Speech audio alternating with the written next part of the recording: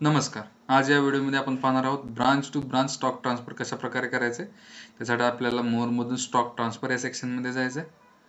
इथं न्यूवरती क्लिक करायचं आहे. ज्या ब्रांचला आपण ट्रान्सफर करत आहोत स्टॉक ते सिलेक्ट करायचे ब्रांच आणि आपली जे काही आयटम्स असतील, जे काही प्रोडक्ट असतील त्याची एंट्री करून घ्यायची. आता आपण ह्या सगळ्या डिटेल्स फिलअप करूया आणि सिम्पली ही एंट्री आपण हे इनवॉइस सेव्ह करत आहोत.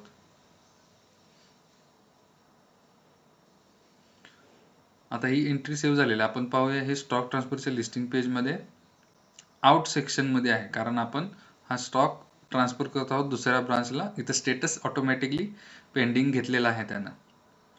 जोपर्यंत स्टेटस पेंडिंग आहे तोपर्यंत तुम्ही ते इनवॉइस म्हणजे जे स्टॉक ट्रान्सफर आहे ते एडिट करू शकता.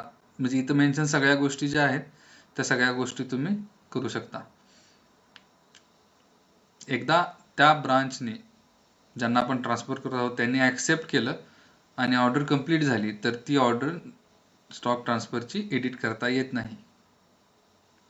ठीक आहे. आता आपण लॉग आउट करूया ही ब्रांच आणि ज्या ब्रांच रिसिविंग जी ब्रांच आहे स्टॉक रिसिविंग ब्रांच त्याच्यात लॉग इन करूया.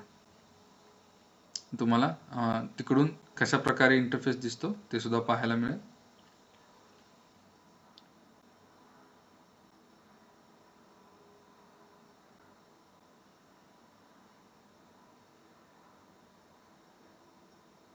सिमिलरली इथं सुद्धा आपल्याला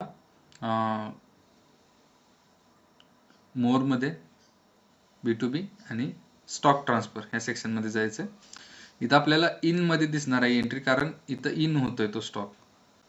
आपण सिम्पली ते ओपन करून पाहू शकता. बघा इथं आपल्या ज्या डिटेल्स आहेत ज्याच्याकडून येत आहेत ते सगळं आपल्याला इथं मेन्शन आहे. बिल डेट, एंट्री डेट सगळं काही, स्टेटस पेंडिंग. इथं आपल्याला दोन ऑप्शन मिळतात, ॲक्सेप्ट आणि रिजेक्ट. जर तुम्ही ॲक्सेप्ट केलं तर ती ऑर्डर कंप्लीट होऊन जाईल. तुम्ही रिजेक्टही करू शकता जसं तुमचा यूज केस असेल तशाप्रमाणे. इथं आता आपण ॲक्सेप्ट करणार आहोत. जोपर्यंत ॲक्सेप्टिंग ब्रांच जी स्टॉक ॲक्सेप्टिंग ब्रांच आहे ती ॲक्सेप्ट करत नाही तोपर्यंत तुम्ही तो स्टॉक ट्रान्सफर एडिट करू शकता. ठीक आहे. इथं आता कंप्लीटेड